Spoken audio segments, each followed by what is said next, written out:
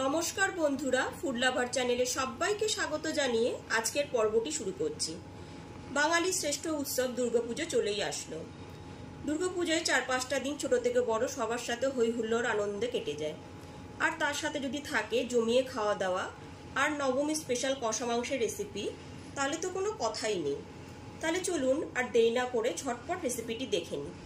Mutton কষা বানাবার জন্য এইখানে 700 গ্রাম পরিমাণ মটন নিয়ে নিয়েছি। মটনটাকে খুব ভালো মতো পরিষ্কার করে জলে ধুয়ে তারপর জলটা ঝরিয়ে একটা বাটিতে রেখেছি।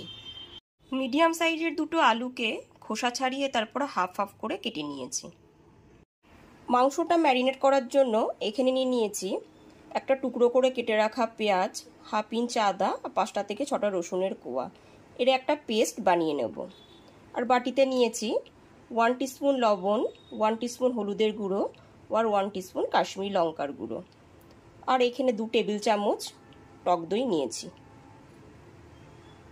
খাসির মাংসটা ম্যারিনেট করার জন্য এখানে পেঁয়াজ, আদা, রসুনের পেস্টটা দিয়ে দিয়েছি। 2 টেবিল চামচ টক দই দিয়েছি। আর 1 টিস্পুন লবণ, 1 টিস্পুন হলুদের গুঁড়ো আর 1 টিস্পুন কাশ্মীরি লঙ্কার গুঁড়ো দিয়ে দিয়েছি। এবার এতে দিয়ে দিচ্ছি 2 টেবিল চামচ সর্ষের তেল। সমস্ত উপকরণ দিয়ে দিয়েছি। এবার খুব ভালো করে ম্যারিনেট করে নেব। খাসির মাংসটা খুব ভালো করে ম্যারিনেট করা হয়ে গেছে। এরপর এটা 2 থেকে 3 ঘন্টা পরে রান্না করব। তবে আপনাদের হাতে সময় থাকলে পরে তার থেকে বেশিক্ষণ সময়ও ম্যারিনেট করে রাখতে পারেন। ঢেকে রেখে দিলাম। গ্যাসের ফ্লেমটা অন করে একটা কড়াই বসিয়ে দিয়েছি। কড়াইটা খুব ভালো মতো গরম করে নিয়ে তাতে দিয়ে দিয়েছি 4 টেবিল চামচ সর্ষের তেল। তেলটা খুব ভালো মতো গরম করে নিয়েছি। কষা মাংস বানাতে কিন্তু একটু তেলটা বেশি লাগে। তেলটা এখানে খুব ভালো মতো গরম হয়ে গেছে। এইবার হাফ হাফ করে কেটে রাখা আলুগুলোকে লবণ আর হলুদ গুঁড়ো দিয়ে মাখিয়ে ভেজে নেব।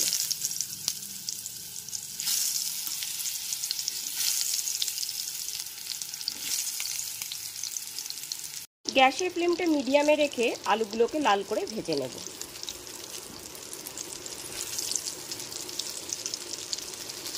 আলুগুলোকে লাল করে ভেজে একটা বাটিতে তুলে নিয়েছি। মিক্সিং জারে নিয়ে নিয়েছি 2টো কাঁচা লঙ্কা, 1 ইঞ্চ আদা আর 7 থেকে 8টা রসুনের কোয়া। এর একটা পেস্ট বানিয়ে নেব। মিক্সার জারে তৈরি করে নিয়েছি আদা, কাঁচা লঙ্কা, রসুনের পেস্ট। একটা বড় সাইজের টমেটোকে পেস্ট করে নিয়েছি। আর 2টো মিডিয়াম সাইজের পেঁয়াজকে এইরকম ঝিরি করে কেটে নিয়েছি। ফোড়নে দিয়ে দেব 2টো তেজপাতা, একটা বড় এলাচ, 2টো শুকনো লঙ্কা, 2টো ছোট এলাচ, 3টে দারচিনি আর 3টে লবঙ্গ। ফোড়নটা এখানে হালকা করে ভেজে নেওয়ার পর দিয়ে দিয়েছি 1 টিস্পুন চিনি। চিনিটা এখন তেলের ভিতরে দিলে পরে মাংসের কালারটা আর গ্রেভি কালারটা খুব ভালো আসে। গ্যাসের ফ্লেমটা লো টু মিডিয়ামে রেখে পেঁয়াজ কুচিগুলোকে ভেজে নিতে হবে। আদা, কাঁচা লঙ্কা, রসুনের পেস্টটা দিয়েও খুব ভালো মতন ভেজে নিতে হবে। আদা রসুন বাটাটা খুব ভালো মতো কষানো হয়ে গেছে। এরপর এর মধ্যে টমেটো বাটাটা দিয়ে দিচ্ছি।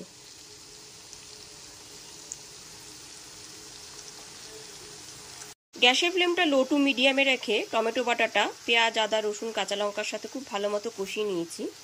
এরপর এর মধ্যে গুঁড়ো মশলার পেস্টটা দিয়ে দিচ্ছি।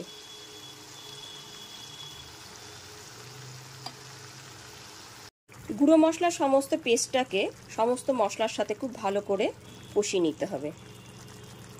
মশলাটা যত বেশি কষানো হবে মাংসের স্বাদ তত বেশি ভালো হবে। গ্যাসের ফ্লেমটা লো টু মিডিয়ামে রেখে মশলাটা খুব ভালো মতো কষিয়ে নিতে হবে। মশলাটা থেকে যতক্ষণ না পর্যন্ত তেল রিলিজ হয়ে আসে ততক্ষণ পর্যন্ত খুব ভালো মতো কষাতে হবে। মশলাটা থেকে এখানে তেল রিলিজ হয়ে এসেছে। এরপর এর মধ্যে ম্যারিনেট করা মাংসের টুকরোগুলোকে দিয়ে দিচ্ছি।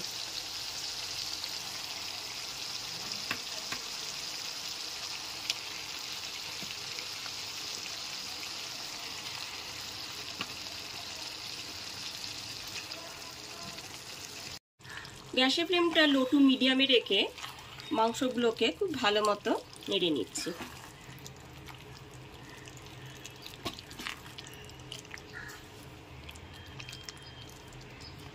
মাংসটা খুব ভালো মতো নেড়ে নিয়ে এবার 15 থেকে 20 মিনিটের জন্য ঢেকে রান্না হতে দিলাম। 15 থেকে 20 মিনিট পরে ঢাকনাটা খুলে একবার দেখে নিচ্ছি।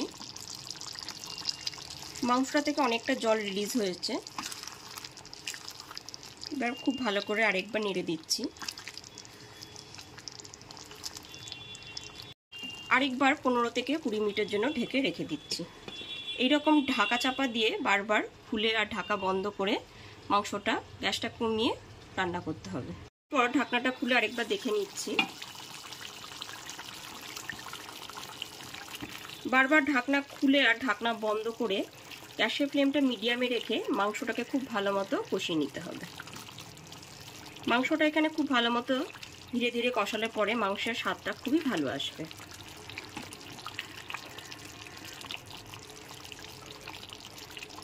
ঢাকনাটা খুলে দিয়ে দিচ্ছি স্বাদ মতো লবণ। ম্যারিনেশনের সময় আমি লবণ দিয়েছিলাম, ওই জন্য এইখানে পরিমাণ মতনই লবণটা দিয়ে দিলাম। লবণটা দিয়ে খুব ভালো মতো একবার মিশিয়ে নিচ্ছি। মাংসটা কষাতে কষাতে দেখুন মাংসের কালারটা কতটা সুন্দর এসেছে, গ্রেভি কালারটাও খুবই সুন্দর এসেছে। মাংসটা কষাতে কষাতে ভেজে রাখা আলুগুলোকে দিয়ে দিচ্ছি।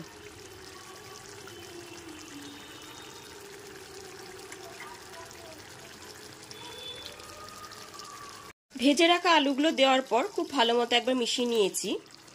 আবারও 15 মিনিটের জন্য ঢাকা চাপা দিয়ে রান্না হতে দেব। মাংসটা বেশ অনেকক্ষণ ধরেই ঢাকা চাপা দিয়ে রান্না করে নিয়েছি। আলুগুলো এখানে সুসেদ্ধ হয়ে গেছে আর মাংসটা খুব ভালো মতো সুসেদ্ধ হয়েছে। এইবার ওপর দিয়ে 1 চামচ পরিমাণ ঘি দিয়ে দিলাম। ঘিটা দিয়ে খুব ভালো মতো মিশিয়ে নেব। এবার গ্যাসের ফ্লেমটা অফ করে 3 থেকে 4 মিনিটের জন্য ঢেকে স্ট্যান্ডিং টাইমে রেখে দিলাম। এইবার একদমই ফাইনালি রেডি হয়ে গেছে মটন কষা। গরম সাদা ভাত, ফ্রাইড রাইস, বাসন্তী পোলাও অথবা লুচি, রুটি, পরোটা সবকিছুর সাথে এটি খেতে অপূর্ব লাগবে। তাহলে চলুন পরিবেশন করে ফেলি।